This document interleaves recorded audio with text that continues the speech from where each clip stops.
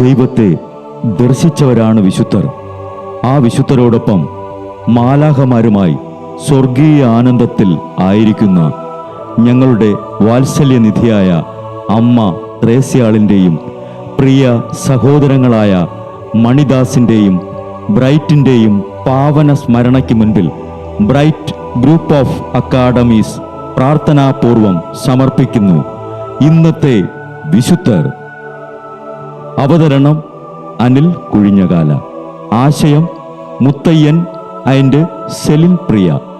സംവിധാനം സ്റ്റെനി ആൻഡ് സ്റ്റെനിച്ച്. ഇന്നേ ദിവസം തിരുസഭ മാതൃകയായി നൽകിയ വിശുദ്ധരെ അനുകരിച്ച് പ്രാർത്ഥനയോടെ ആ പാത പിന്തുടരുന്ന നിങ്ങൾക്കേവർക്കും കർത്താവിൻ്റെ തിരുമുഖം ദർശിക്കാൻ കഴിയട്ടെ എന്ന പ്രാർത്ഥനയോടെ ഞാൻ നിങ്ങളുടെ സ്വന്തം ജസ്റ്റിൻ.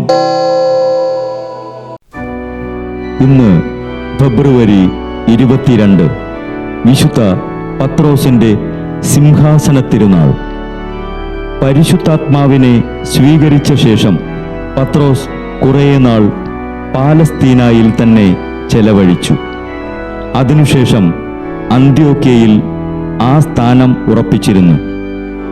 വിശുദ്ധ ഗ്രിഗറിയും യൗസേബിയൂസും ഓറിജൻ, വിശുദ്ധ ജെറോം, വിശുദ്ധ ഇന്നസെന്റ് ഗലാസിയൂസ് പാപ്പ, വിശുദ്ധ ക്രിസോസ്റ്റം എന്നിവരും സാക്ഷ്യപ്പെടുത്തുന്നു.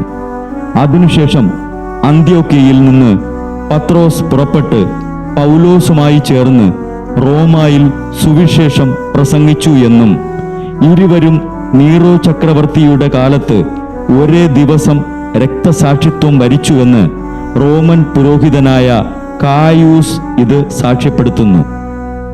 സഫരിനൂസ് പാപ്പ പത്രോസിന്റെ ശരീരം വത്തിക്കാൻ കുന്നിൽ സംസ്കരിച്ചിരിക്കുന്നതായി രേഖപ്പെടുത്തിയിട്ടുണ്ട് എന്ന് 2-ാം നൂറ്റാണ്ടിൽ ജീവിച്ചിരുന്ന വിശുദ്ധ ഇരണേവൂസ് സാക്ഷ്യപ്പെടുത്തുന്നു.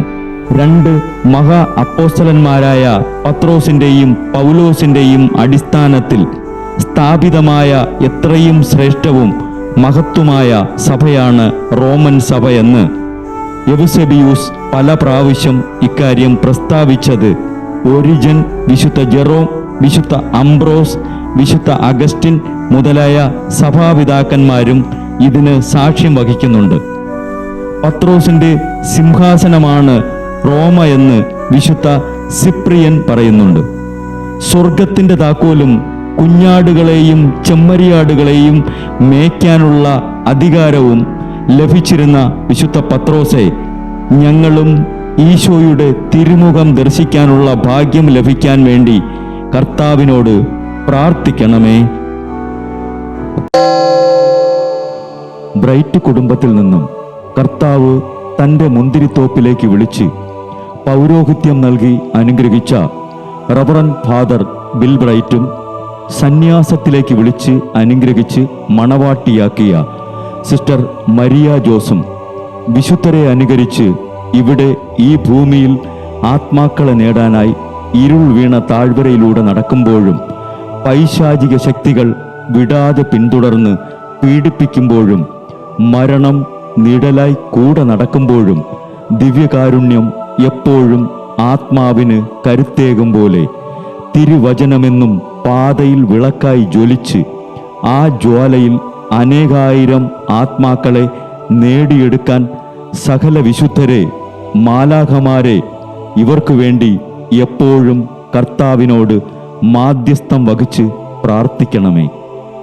അനുദിന വിശുദ്ധർ നടന്ന വഴിയെ നടക്കുന്ന ഇവർക്ക് പിന്നാലെ കൽപ്പനകൾ പാലിച്ച് കരുത്തോടെ നടക്കുന്ന ഞങ്ങളും ഞങ്ങളുടെ പ്രിയപ്പെട്ടവർക്ക് അരികിലെത്തി നിത്യസൗഭാഗ്യം പങ്കിടാൻ അനുഗ്രഹമരുളണമെന്ന് കർത്താവേ അങ്ങയോട് ഞങ്ങൾ പ്രാർത്ഥിക്കുന്നു.